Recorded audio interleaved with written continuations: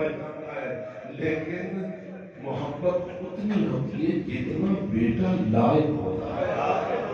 जितनी बेटे की लियाकत बढ़ती चली जाती है, उतना बाप के दिल में, माँ के दिल में औलाद की मोहब्बत और इज्जत में इजाफा होता जाता है। अब मुझे बता, कोई है जो इतना लायक हो जितना अली अकबर?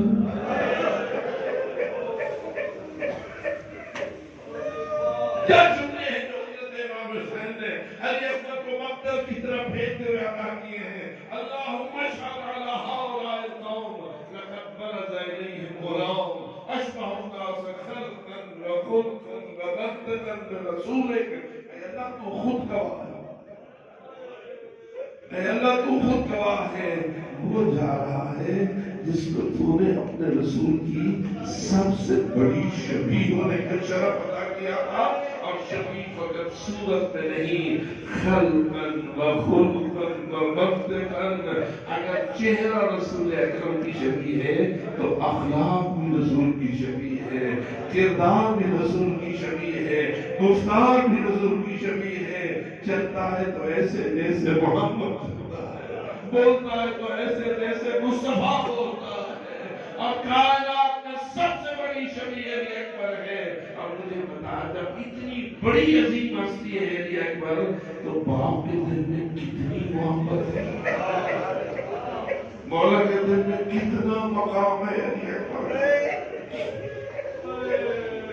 अब मैं फिर से पूछता हूँ, इतना बड़ा जो मकाम था, किस तरह मोहब्बत अली अकबर ने इजाजत दे दी मौला हुसैन को कि मक्तल की तरफ भेज दे।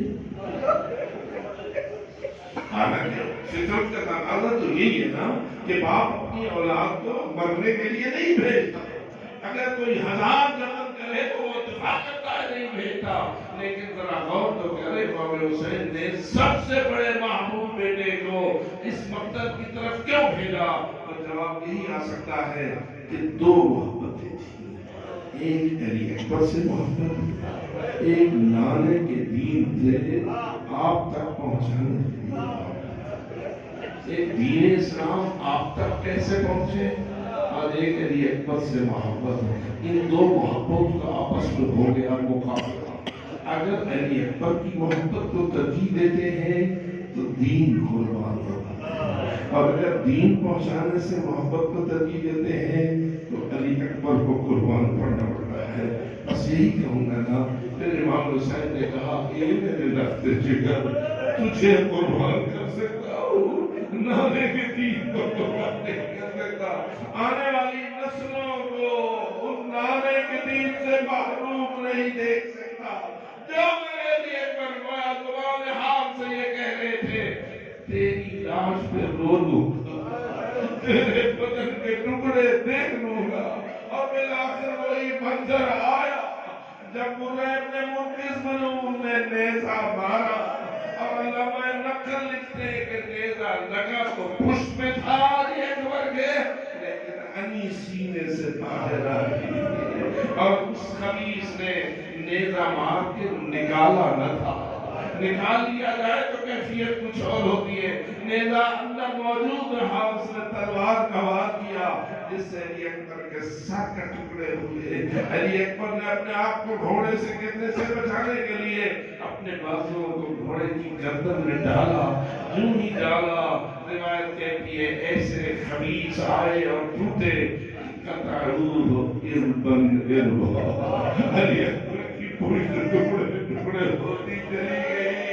इतने बार बस कि पुष्ट अली अकबर टुकड़े टुकड़े हो गई।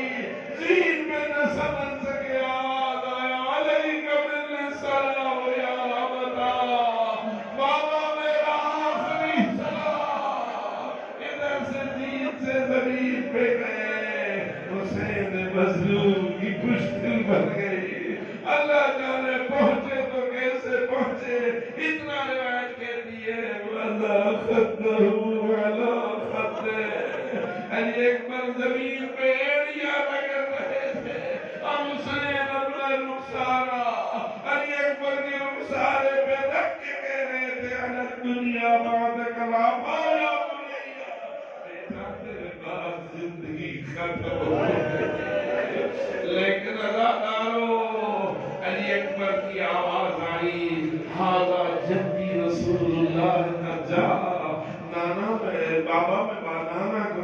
رہا ہوں نانا کے ہاتھ میں کوثر کا پیالہ اور میری پیاس کو بجھانے کے لیے پانی لائے ہیں وَإِنَّا لِلَّهِ وَإِنَّا إِلَيْهِ رَاجِعُونَ اور میں یہ کہہ کے مجلس کو ختم کروں یہ ہم شکل پیغمبر انہوں نے تو نانا کے ہاتھ سے کوثر کا پانی پی لیا نا لیکن ذرا اپنے بابا کے متعلق بتاؤ ان کا سفر تو بھی بڑا لمبا انہوں نے تو بھی علی اصغر کو بھی سینے پہ تڑپتا ہوا دیکھا اور ہزارہا مسائل اور برداشت کرتے ہیں لیکن یہ سب قربانیاں کیوں تھیں تاکہ آنے والی نسلوں تک دین حق پہنچنے میں کوئی کمی نہ رہے اور الحمدللہ ہم ممنون ہیں کربلا والوں کے جنہوں نے اپنا سب کچھ قربان کر کے ہمارے دین کی معرفت کو اتنا پختہ کیا ہے